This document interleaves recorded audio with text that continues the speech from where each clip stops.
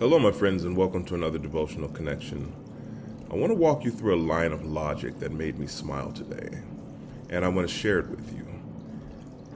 In Job chapter 1, verses 6 and 7, it's verse 6 we're going to focus on. The Bible says, "Now there was a day when the sons of God came to present themselves before the Lord, and Satan came also among them.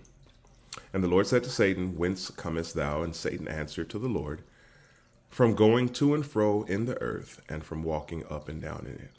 Now, there's been a lot of conversation about this meeting, and different beliefs have gone about. But here's the line of logic I want to go down with you.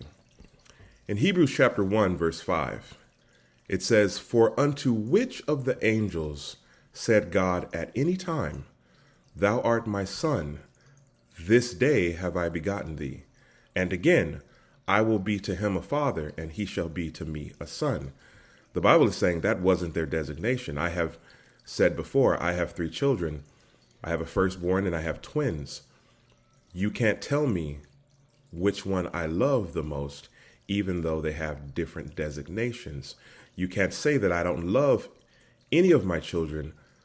They just have different designations. My firstborn is always going to be my firstborn. That's his designation. My twins will always be my twins. And my daughter came first over her twin brother, but I love them. I love them differently. They have different designations, but you can't tell me I love one more than the other. I love them all. Here, God is saying, which one of the angels have I ever said, I will be to him a father, and he shall be to me a son? So go back to Job. God calls a meeting of his sons, and the devil comes to this meeting. So who were his sons that he called to this meeting, and why was the devil there? Well, if you understand Genesis and read through the story, you know that Satan stole the kingdom from the person who was supposed to be there, which was Adam. Satan came to that meeting representing Adam. Adam was supposed to be at that meeting representing earth, representing humanity, representing all of us. So God calls a meeting of his sons, created beings from other planets. Revelation 12:12 says, "Therefore rejoice, ye heavens, and ye that dwell in them. But woe unto the inhabitants of the earth and sea, for the devil has come down to you, having great wrath, because he knoweth that he hath but a short time. Rejoice, ye heavens, and ye that dwell in them." There are other created beings out there. I'm not talking about aliens crashing here on the planet. I'm talking about other places where God has created before perfect beings that are in the universe. When God came down and created heaven and or earth here for us, this was not his first rodeo. Genesis 1:1 is our beginning, but it is not his beginning. It says, in the beginning, in our beginning, God created the heavens and the earth. The reason we know it's not the beginning, because he was there before the heavens and the earth. It's an interesting side note, but I need to bring you to that to have you understand the conversation that I was having with a good friend of mine. We were sitting there talking, and they brought up a great point about God. In the story of creation, God says every time he creates something, it is good.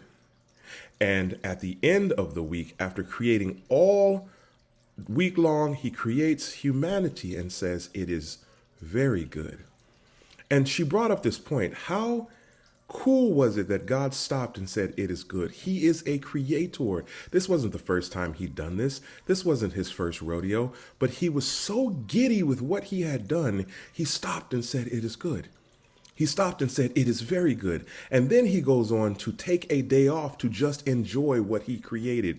And she put some humanity on God as best we can understand. And she said, God probably sat back and goes, I'm pretty good at this. I really like what I've made here. This is awesome. And he just sat back and reveled in it. Just like I do when I grow plants and I have my garden up and I look around and see my rose bushes and I see my avocados and I see my citrus plants and I see my flowers and I go, this is pretty good. I like what I've done here. I'm going to prune this. I'm going to trim that. I'm going to move that over there. But this is coming together well. This is good. And I like it. I put up a chair and I sit out and I enjoy being in what I have created. God sat back and said, this is good. And when he was done, he said, this is very good. And the thought of God being giddy to create, the thought of God enjoying his creation and what he has done, wasn't just something remote that he did. He enjoyed it. And the reason that that's important to me is because when life on this planet takes a turn and I get in a bad situation or a bad way, I get into a bad place, I get into trouble, I get bound, I get wrapped up, things occur, and I need the Creator to find me a way out. He revels in creating it. He enjoys it. He gets giddy about it. There's a song by Travis Green called He Made a Way. And in that song, I love the chorus.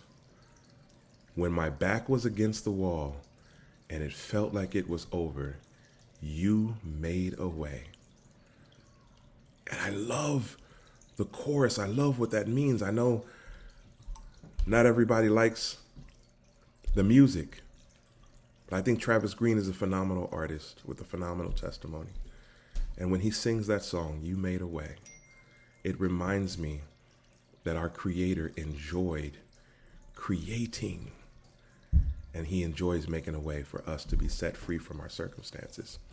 We don't have to be worried about begging and pleading. He enjoys creating, and I'm so grateful that he enjoys making a way for you and I. That's my devotion today. Talk to you again soon.